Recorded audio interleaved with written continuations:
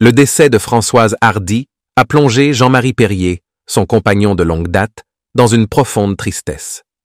Ils ont partagé de nombreux et beaux souvenirs tout au long de leur parcours artistique et de leur vie personnelle. Elle est célèbre pour sa voix claire, sa beauté élégante et son style sophistiqué, et a été une source d'inspiration inépuisable pour Perrier au fil des années. Jean-Marie Perrier était un célèbre photographe de nombreuses stars des années 60 et 70, et parmi elles, Françoise Hardy était l'un de ses modèles préférés. Ils entretiennent une relation étroite et collaborent étroitement sur de nombreux projets artistiques, des célèbres séances photos aux projets musicaux et visuels. Lorsque la nouvelle du décès de Françoise Hardy parvint à Perrier, il ne put contenir sa douleur et sa perte. Elle est un élément indispensable de sa vie et de sa carrière. Les souvenirs de leurs séances photos, de leurs retrouvailles musicales et de leurs conversations sereines étaient encore clairs dans l'esprit de Perrier, le rendant incapable de croire que Françoise était partie pour toujours. La voix claire de Françoise Hardy a toujours été quelque chose que Perrier admirait et aimait. Elle est un symbole de sophistication et de féminité aimante, quelque chose qu'il ressent profondément non seulement à travers l'objectif, mais aussi à travers chaque parole qu'elle chante. Pour Perrier, Françoise Hardy n'est pas seulement un mannequin ou une chanteuse, mais aussi une amie et une compagne sur le chemin artistique. La mort de Françoise Hardy a laissé un grand vide dans le cœur de Jean-Marie Perrier. Il se souvient des moments où ils créaient ensemble, s'harmonisaient ensemble et parlaient ensemble de la vie et de l'art. Le décès de Françoise est une perte irremplaçable dans le cœur de Perrier. Mais ces hommages poignants à Françoise Hardy sont aussi un honneur pour Jean-Marie Perrier. Il sait que ses souvenirs vivront toujours dans son cœur et continueront d'être une source d'inspiration pour ses prochains projets artistiques. Pour Perrier, Françoise n'est jamais partie, mais existera toujours à travers les photos, les chansons et les histoires qu'ils ont partagées. Avec gratitude et profonde nostalgie, Jean-Marie Perrier continue de faire vivre son amour pour l'art et son parcours, emportant avec elle la figure de Françoise Hardy, sa compagne de longue distance. Ce qui lui reste, ce sont de beaux souvenirs et une admiration infinie pour une grande femme, symbole de la musique et de l'art de l'époque. Françoise Hardy et Jean-Marie Perrier, deux personnes qui ont eu une belle et émouvante histoire d'amour dans les années 60. Leur première rencontre a eu lieu en 1963, à une époque où tous deux étaient étourdis par sa popularité dans la vague de la musique et de l'art photographique. Jean-Marie Perrier, célèbre pour sa photographie artistique, est devenu le paparazzi des stars. À cette époque, Françoise Hardy était déjà célèbre en tant que chanteuse, mannequin et actrice française. Leur rencontre n'était pas qu'une coïncidence, mais aussi un tournant important dans leur vie respective.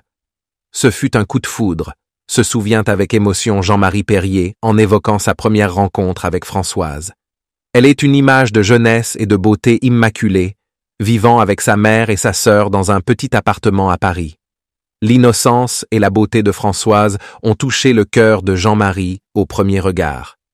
Jean-Marie Perrier, avec le talent d'un excellent photographe, décide de photographier Françoise Hardy. Les photos qu'il a prises ont mis en valeur sa beauté naturelle et son attitude, leur donnant à tous deux un sens profond de la relation entre l'art et l'amour. Pourtant, l'histoire d'amour de Françoise et Jean-Marie n'est pas une histoire d'amour parfaite. Même s'il y a des moments doux et émouvants, ils doivent aussi faire face aux défis et aux turbulences de la vie. La renommée et la pression du public ainsi que les changements dans le monde environnant ont rendu cette histoire d'amour difficile. Françoise Hardy, avec sa voix douce et sa beauté pure, est toujours au centre de toutes les attentions. Elle est un symbole de liberté et de style dans les années 60. Son histoire d'amour avec Jean-Marie Perrier est également un élément indispensable de l'histoire de sa carrière et de sa vie. Cependant, les années ont passé et les choses ont progressivement changé. La relation entre Françoise et Jean-Marie est progressivement tombée dans l'oubli, chacun trouvant son propre chemin de vie et de carrière. La séparation n'est pas toujours une histoire tragique, mais plutôt une histoire de maturité et d'une compréhension plus profonde de l'amour et de la vie.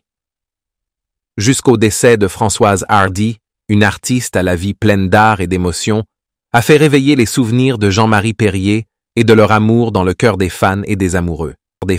Françoise Hardy est partie, mais l'histoire d'amour et d'art entre elle et Jean-Marie Perrier restera à jamais gravée dans les mémoires et racontée aux générations à venir.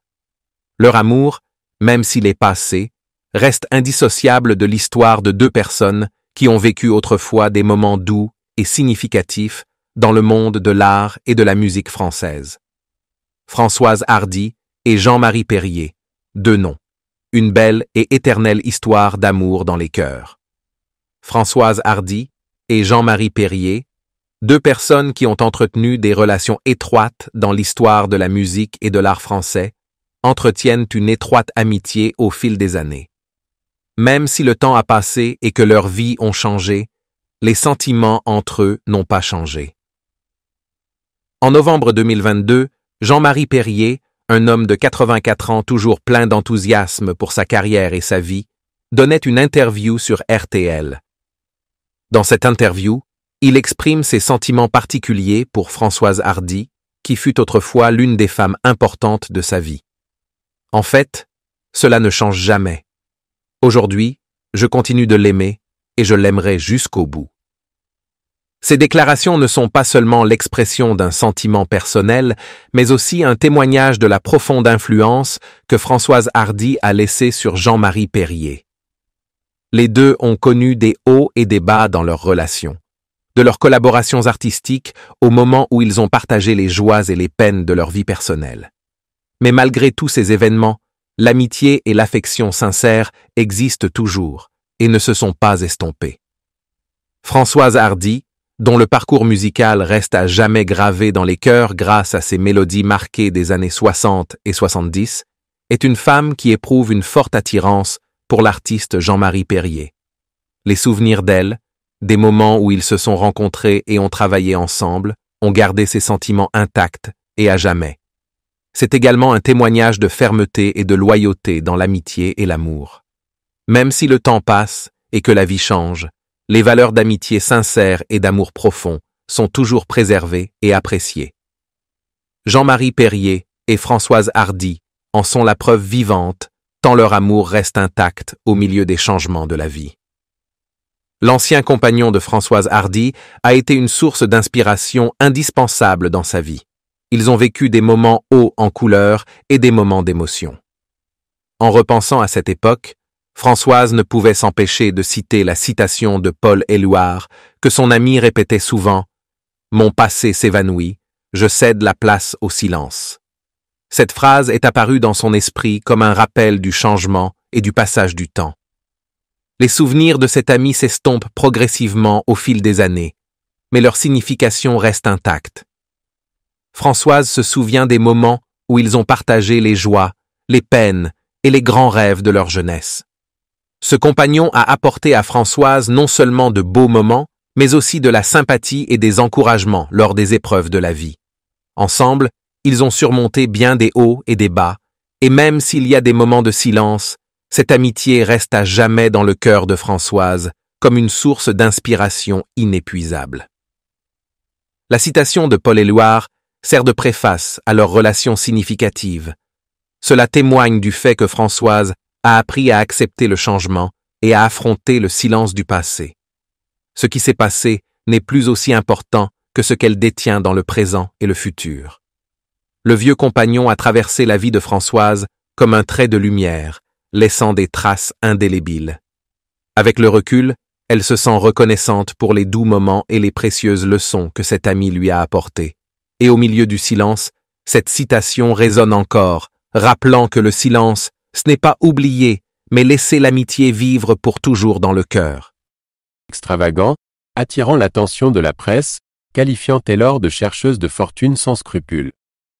La cinéaste Karina Langworth, cependant, propose un récit plus poignant. Taylor, marquée par les unions tumultueuses avec Hilton et Wilding, cherchait l'émancipation. Ayant abandonné ses économies à Wilding lors de leur divorce controversé, la richesse de Todd lui offrait un refuge financier. Lors de sorties sociales avec Elizabeth Taylor, Mike Todd et Debbie Reynolds, Reynolds fut témoin des altercations tumultueuses entre Taylor et Todd.